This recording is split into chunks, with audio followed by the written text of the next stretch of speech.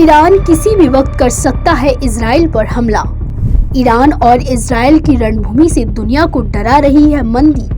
America की चेतावनी से बजी खतरे की घंटी। रूस यूक्रेन के बाद अब एक और महायुद्ध की आशंका से भारत का बाजार धड़ाम। क्या युद्ध के बाद आएगी मंदी?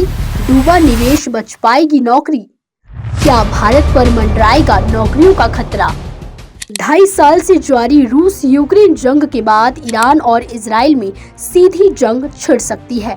अमेरिका ने आगाह किया है कि ईरान इजराइल पर हमला कर सकता है। यह युद्ध 2 देशों तक सीमित नहीं रहेंगे। इजराइल की मदद में अमेरिका आता है तो फिर कहीं और देश भी ईरान के साथ खड़े हो सकते हैं। वहीं इस महायुद्ध खतरे के बीच अमेरिका में मंदी का असर ये हुआ कि दुनिया भर के शेयर बाजार में तबाही मच गई। भारत के सेंसेक्स 2500 अंक से भी नीचे जा गिरे और निफ्टी में भी भारी गिरावट दर्ज की गई।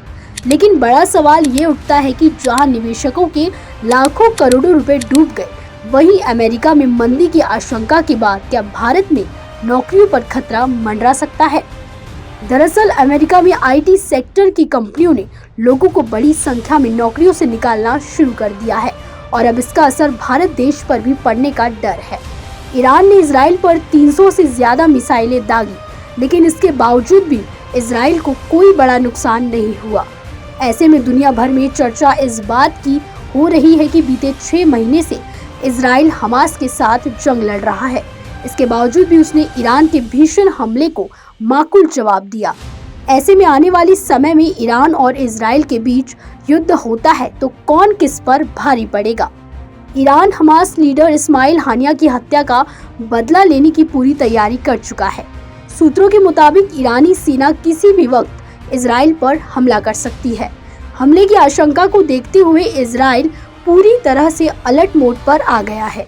अपने सभी नागरिकों को हाई अलर्ट कर दिया गया है। ईरान की अंडरग्राउंड मिसाइल सिटी में इस वक्त हलचल बहुत तेज है।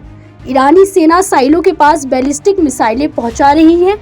ईरान ने घोषणा कर दी है कि इजराइल पर अब तक का सबसे बड़ा विध्वंसक हमला होने जा रहा है। पेंटागन ने इजराइल को अलर्ट करते हुए कहा कि ईरान इस बार 2000 मिसाइलों से हमला करने जा रहा है। किसी भी वक्त ये हमला हो सकता है।